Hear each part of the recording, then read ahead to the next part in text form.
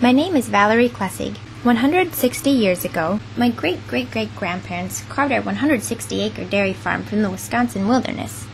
With help from many neighbors, they harvested the wood and, by hand, built the barn that still stands today. Our barn illustrates the power of collaboration and partnership, a constant driving force in rural Wisconsin. Today, a group of neighbors and partners employs a modern set of tools to address some bigger-than-barn raising issues facing rural Wisconsin communities. This partnership includes individuals and organizations focused not just on the daily operation of Wisconsin farms. Farmers, environmentalists, and teachers are working together to build the infrastructure for the future of rural Wisconsin. My family hosts an annual barn dance for organizations delivering to Wisconsin the resources essential to farming's future: land, knowledge, and people. My dad, Carl, is part of the 5th generation working our farm. He can talk for a pretty long time about why raising money for environmental nonprofits will positively impact the future of farming. The land conservation and agricultural communities are two distinctly different groups that share a common denominator: their interest in land preservation.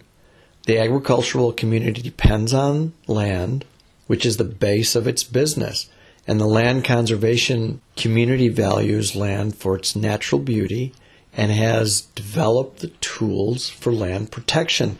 And by joining the forces, these partners have become a very powerful voice for permanent land preservation.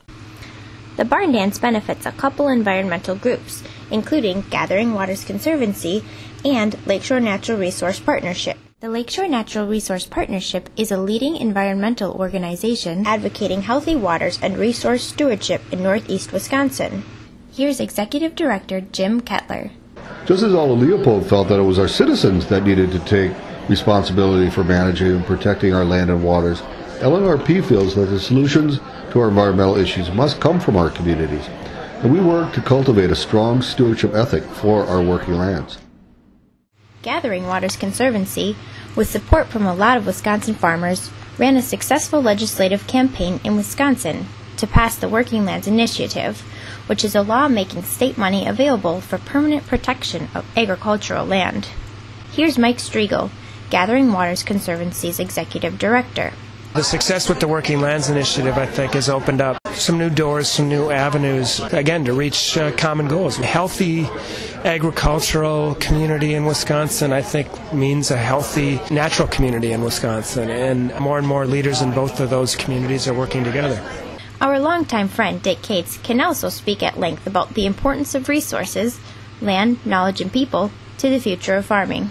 Along with co-director Jennifer Taylor, Dick runs the Wisconsin School for Beginning Dairy and Livestock Farmers. The school educates not just second or third generation farmers, but a new first generation too. So far, it has launched nearly 300 young farmers, and about half these students came from outside agriculture to start their own businesses. The school is unique because courses focus on pasture-based farm management, as well as business and financial planning. We have to recognize that to do well as a farmer, you have to be an exceptional person. It's not just about throwing hay bales. It's not just about, so that's the old image. So we have to understand that whether you're going to be a doctor or a lawyer or a candlestick maker, you need to have training in how to be an entrepreneur, because you're building a business and a life. Everett Yope, a student intern on our farm, can attest to Dick's statement. When I spoke with Everett, who plans to run his family's farm and auction business someday, we discussed the challenges confronting young farmers like him. It's a lot tougher for a 60-herd dairy to survive today compared to a 2,000 or 4,000 cow dairy. We're seeing that more education is needed to make it. It's kind of the end of the you can just take over your dad's dairy.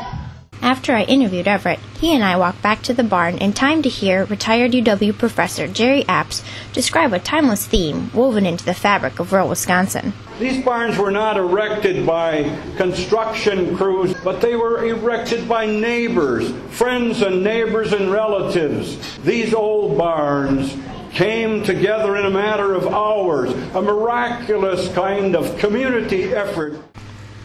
While it once took just a day to raise a barn, it takes years to convince legislators to commit public funds for land conservation and to educate aspiring agriculturalists. The tools have evolved, yet partnership remains an essential ingredient in rural Wisconsin and its farming communities. This dance, a celebration of rural culture in a restored barn, isn't nostalgic, but forward-looking. While I don't know if I'll be the sixth generation to run our farm, it's so encouraging to see so many partners looking out for the agricultural world my generation is going to inherit.